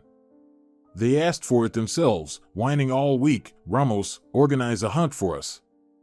Ignacio didn't reproach Ramos. He understood that he wasn't at fault. Finally, Neria appeared, followed by old Lopez, beaming with a satisfied expression. The patient won't be completely healthy, but he'll live. The old woman no longer seemed as unpleasant as before. Neria was also smiling. Your dog is so patient, he didn't whine once. Of course, I gave him a local anesthetic, but the procedure is still sensitive. We removed so many pellets, that's why the wound is large. You'll need to treat it several times at home. The numbness subsided, and Ignacio listened attentively to the young woman. I'll do everything you say. How should I treat him at home? I'll give you a solution. If possible, bring the dog tomorrow for a dressing change. I'm afraid inflammation might start. Okay, I'll definitely bring my furry patient to your office. You have a wonderful dog, so smart. He's my most reliable and loyal friend. Ignacio carefully lifted Boomer in his arms and headed towards the door, with the officer bustling around him. Vasquez, those bosses took off in their car, and I left my motorcycle in the woods. But don't worry, I'll quickly get some transport. Ramos made a call, and soon an SUV arrived at the clinic. The officer cheerfully offered. Get in, Comrade Forest Ranger. We'll take you and your injured dog in the best shape. I must say, despite all the drawbacks of being a local officer, nobody can refuse me. I called Juan, and he's here in no time. Throughout the journey to the border post, the officer was talkative, but Ignacio didn't immediately realize that behind this cheerfulness was a sense of guilt for what had happened. Perhaps, for the first time in his life, the young ranger found himself in a situation where others, complete strangers, shared in his personal misfortune. At home, he gently placed Boomer on a wide sofa, then thought that it would be uncomfortable for him there. After all, he couldn't drink or go to the toilet. Ignacio opened the closet and found a thick winter blanket he had bought just last year. He folded it and spread it on the floor. Carefully, he lowered the whimpering dog onto it. Boomer licked his hand when Ignacio brought him a bowl of water. The dog took a few sips and then laid his head down on the blanket. There, Boomer, everything will be fine. Don't worry, tomorrow the doctor will check you again. Everything will heal quickly. Please forgive me for what happened. We were all inexperienced." The dog silently looked at him. Ignacio got up several times during the night and approached Boomer. The dog would open his eyes, but he wasn't disturbed. Ignacio finally fell asleep towards morning and seemed to sleep through everything. He woke up to a knocking on the window, got up, and looked at the dog. Boomer lifted his head but didn't bark, just gazed at the door. Either someone familiar was there, or the dog was feeling very bad. Ignacio opened the door and froze. In front of him stood the same paramedic, Neria, Lopez's granddaughter. "Is it you?" Neria looked embarrassed, then met his eyes. "I thought, anything could happen. Shaking the dog on your car could cause him pain. I borrowed a bicycle from the neighbors and came to check." Ignacio stepped back. "Oh, sorry. I'm not thinking straight when I'm half asleep. Come in." "Thank you for coming. Arriving." Neria was holding a fairly hefty suitcase. She entered the house, saw Boomer, and smiled. "How are you?" The dog gave a small lick, wagged his tail, and then sighed, long and dramatic. Ignacio barely managed to hide his smile, thinking what an actor Boomer was, about to make Neria feel sad. The young woman turned to him in surprise. Is he doing that on purpose? Of course, he understands that he'll have to endure several unpleasant minutes. Neria sat down next to the dog, petting him.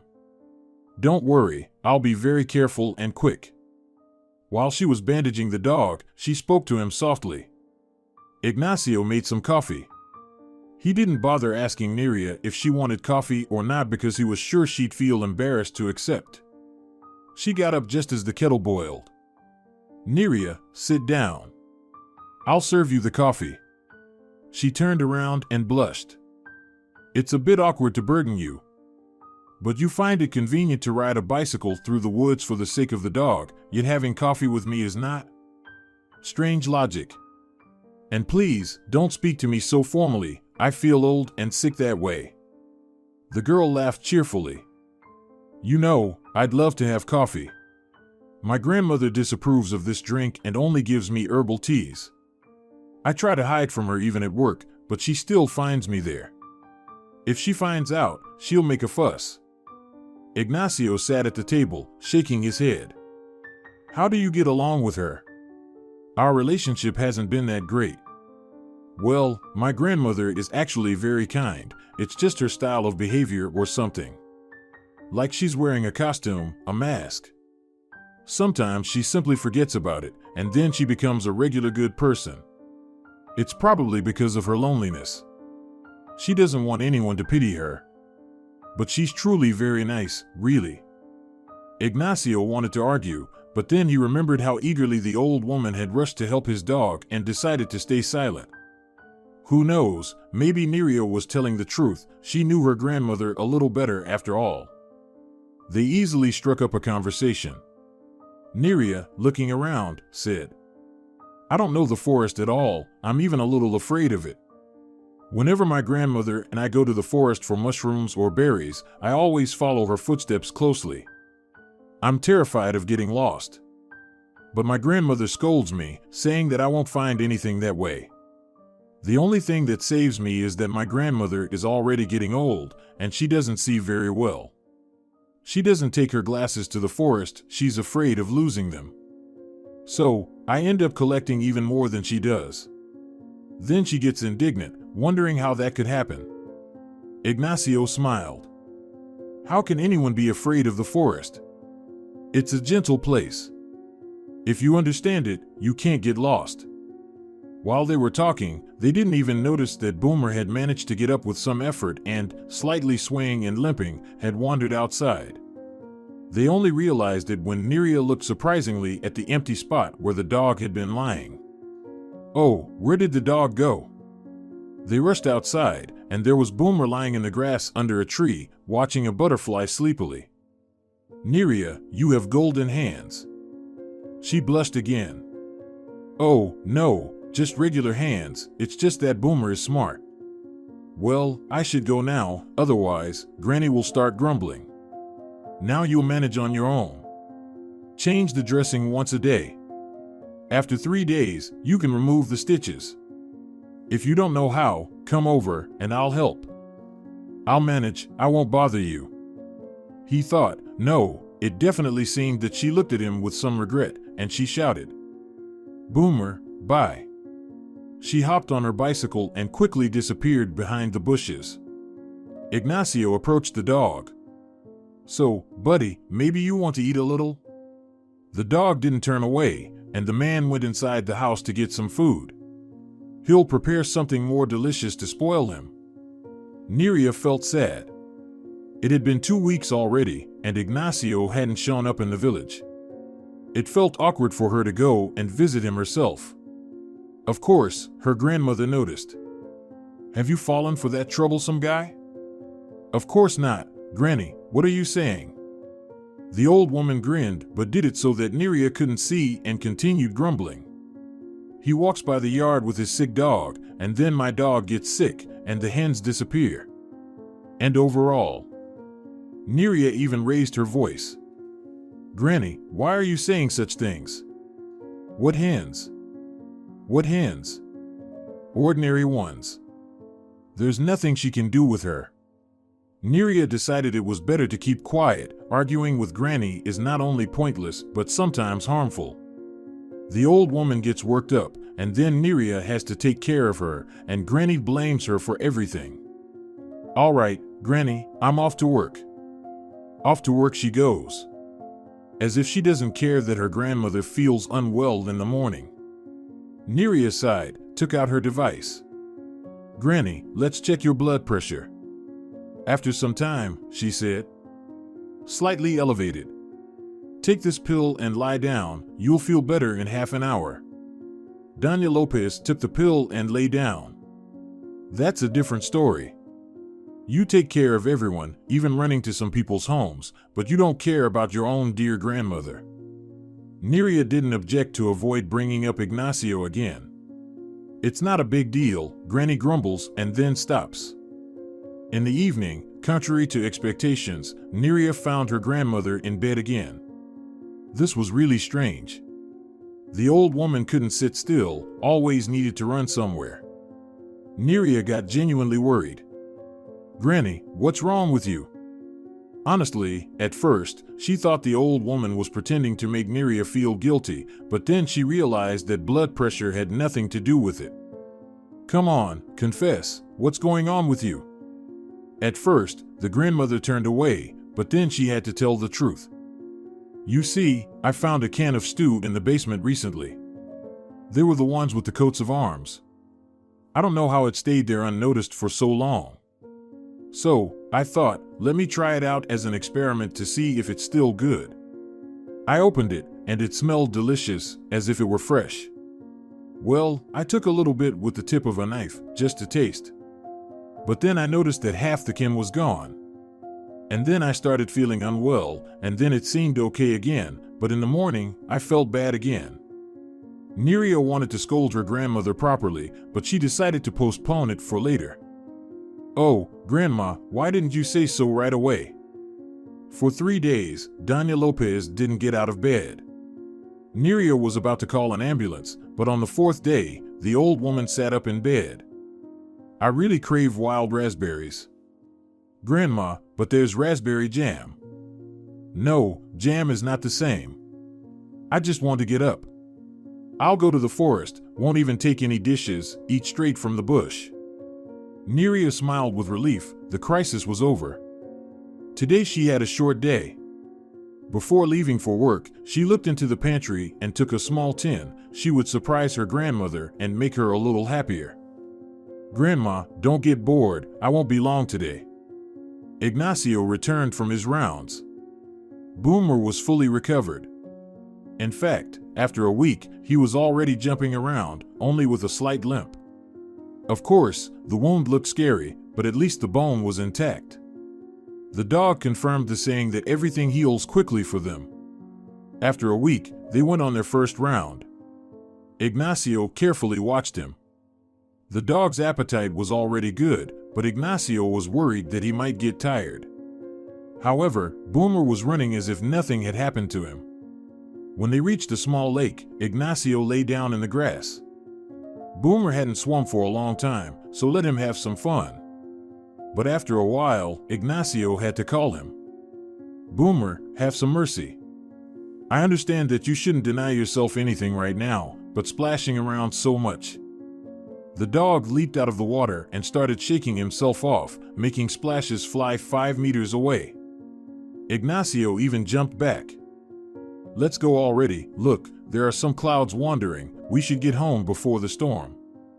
Boomer circled around him twice and trotted ahead as if nothing had happened. Ignacio could barely keep up with him, muttering all the way. Of course, you've had a good time, swam, now you can run home quickly, eat with appetite, and go to bed. Boomer stopped and looked at him reproachfully, and Ignacio indeed felt ashamed. Why did he snap at the dog? The dog had just recovered from its injury. After dinner, Boomer sprawled on the blanket, which now belonged entirely to him, and Ignacio sat in front of the TV. A storm was approaching somewhere, and the interference became so frequent that he didn't want to watch it anymore. He turned off the TV and dozed off. After all, they had covered so many kilometers, and fatigue had taken its toll. He woke up from a loud crash and Boomer's barking. A thunderstorm raged outside. A terrifying clap of thunder seemed to shake the house. Boomer barked at the door and growled. What's wrong, Boomer? Are you scared of the thunder? But Boomer didn't give up. And at that moment, Ignacio heard a strong knock on the door. He grabbed the defensive tool from the wall, and the dog stood at attention in front of the door, and the man swung open the doors. In the same second, lightning flashed, illuminating the old woman on the porch.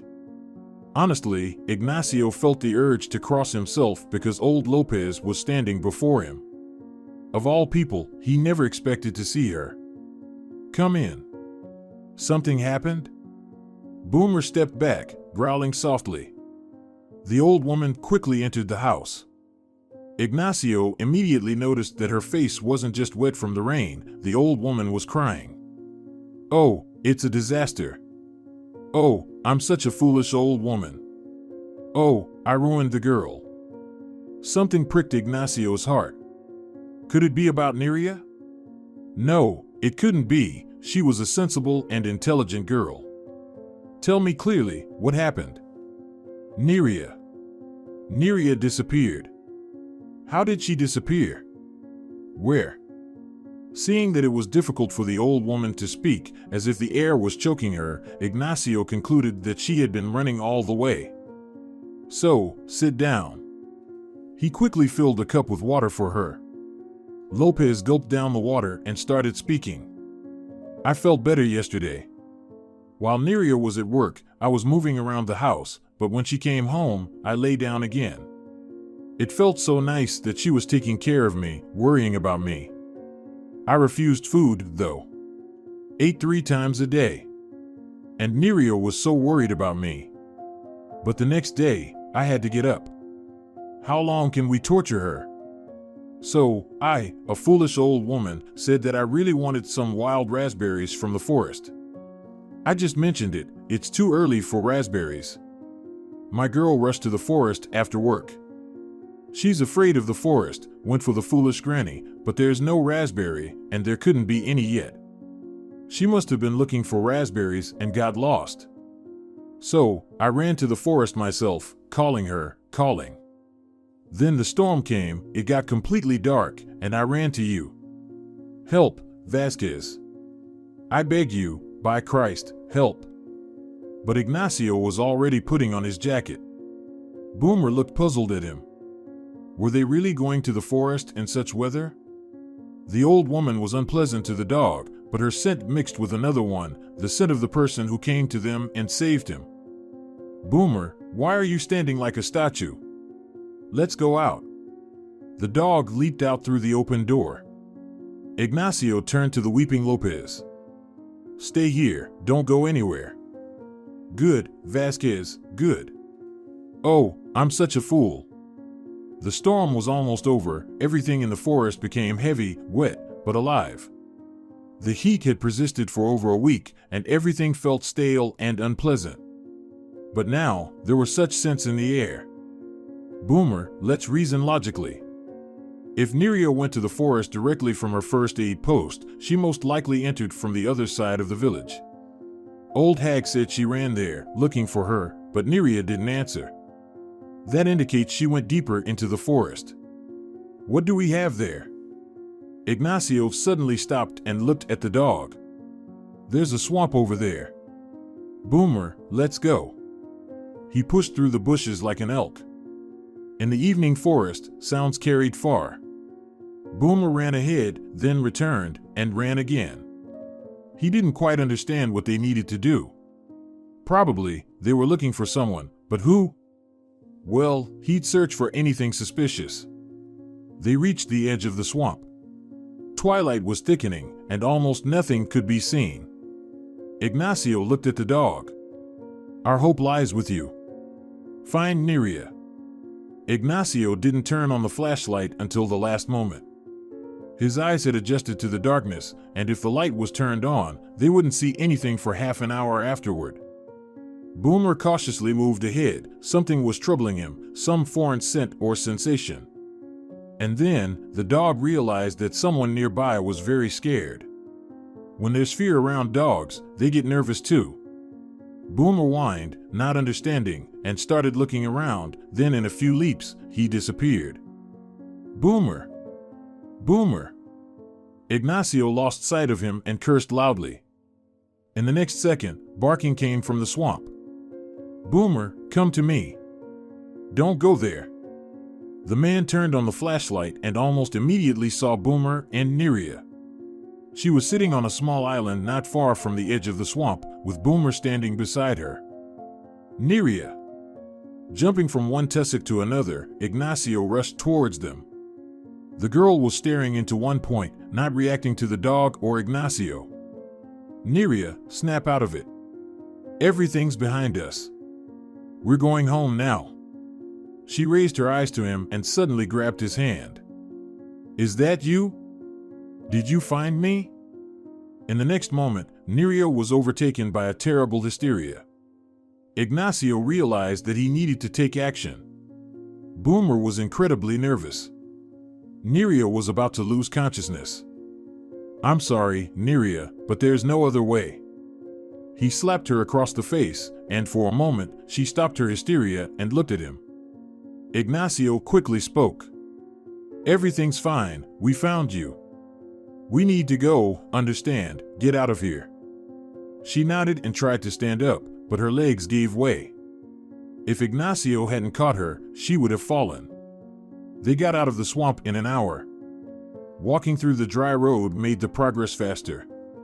And when Ignacio's house appeared through the misty haze, Neria cried quietly. I wanted to pick raspberries for my grandma. Your grandma needs a good talking to, one she'll remember for a long time. Neria looked at him in fear. But she's sick. Yeah, sick. With a sudden attack of cunningness. Your grandma, Neria, is such a... He didn't finish his sentence as Lopez rushed towards them from the fence. My little Neria. Ignacio had to send his synchro car away and lead the weeping women into the village. Boomer was content. Driving at night was even more exciting than during the day. 2 days later, Lopez appeared on his doorstep again, bearing gifts. She came in, sat down, and said, Forgive me, Vasquez. Forgive this fool. I know I have a nasty temper, but I can't help myself. It's incredible what I did to my granddaughter. I won't do it again, I swear. I'll try to live like other people. Ignacio looked at her with sarcasm. Doña Lopez, can I ask you something? Ask, of course. If I know the answer, I'll tell you. I heard that you're capable of doing some shady stuff.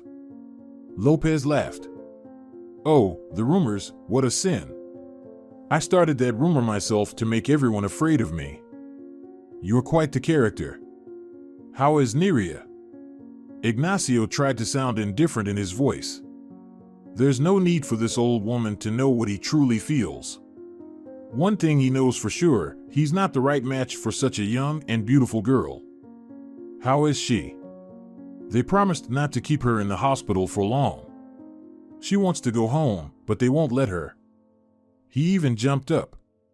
Which hospital? What's wrong with her? Why didn't you tell me right away? The old woman smiled slightly. In the city, she has pneumonia. The doctor said it's not severe, but she needs to stay in the hospital. Ignacio rushed around the house, getting ready. Do you have the hospital's address? Of course. How could I not? I've written it down for you. She handed him a prepared slip of paper. Having lived many years in this world, she knew exactly what might come in handy. Ignacio was surprised, but he took the paper. Boomer, get in the car. Where are you going with the dog? Boomer bared his teeth at her, and Lopez waved her hand dismissively. Oh, what an idiot, taking dog to the hospital. When Neria saw him, she blushed all over. Ignacio. Neria. How could you not tell me right away? She looked at him intently for a long time, and he didn't turn away. Then Neria smiled. I didn't know I needed to. He was fortunate enough to rent half of a house. He paid the landlady for a month, but told her he would only stay for a week. Strange. You're not some criminal, are you? He hesitated for a moment, then said, My wife is in the hospital here, and it's far to travel. The woman immediately smiled. Well, there are decent men after all. Here, take back half of the money. I'm not a miser.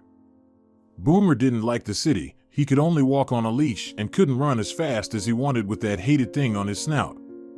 Both Boomer and Ignacio felt homesick. When Neria said they were discharging her, it was uncertain who was happier. They stopped by the market to buy some city treats for Grandma. Ignacio took Boomer on a short leash, and Neria held his hand. It felt so strange to be in this situation, a dog, a beautiful, dear girl. Oh, look, what a beautiful shawl. Probably Italian. Let's go and take a look. If I have enough money, I'll buy it for Grandma. She's been dreaming of one for a while. They approached the shawls, and a bearded man stood up to greet them. Take it, you won't regret it. I guarantee the quality by my head. Ignacio frowned. How hasn't anyone torn your head off yet? The vendor froze and stared at him. Ignacio? Neria looked at one, then at the other in surprise. Wait, you changed, Ignacio. And you, Dennis. And I can tell it's not for the better. How's the wife? And yourself? Dennis waved his hand. The wife. She first kicked you out, then almost did the same to me, and finally, she ended up with Alex. Now she's off somewhere abroad, living with some other guy. Alex drank himself to death. As for me, I'm here. Ignacio wasn't a vengeful person, but he felt a sense of satisfaction right now. Okay, Dennis, we gotta go. Wait. Is this your wife? Neria blushed, and Ignacio answered. Yes, my wife. She wanted to buy this shawl? No, it's for Grandma. Dennis handed them the shawl in a bag. Take it, no need for money. It's not Italian, of course, but the quality is decent. It's the least I can do. Suddenly, Ignacio felt sorry for his former friend. He nodded to Neria, and she took the shawl. Thank you. You're welcome. You got yourself a good husband. Take care of him. Dennis turned away and walked deeper into the tent. They continued walking. Ignacio, why didn't you confront him about his wife? What do you mean? About your wife, you know. Ignacio smiled. Ah, well, it's only a matter of time. After all, you'll agree to marry me later. Neria looked thoughtfully at him, and Ignacio suddenly got scared. What if she refused? Boomer also froze, looking at Neria. Why later? Well, you see, I have to court you, bring flowers, chocolates, all that stuff. The girl smiled. What if we pretend that all of that has already happened? Ignacio gazed at her for a while and then asked, Are you sure? I'm older, and I've been married before. Neria just nodded. Boomer seemed to understand what was happening, barking and jumping around them while they kissed, scaring off market visitors. People flinched at first, but then they smiled, seeing why exactly the dog was happy about.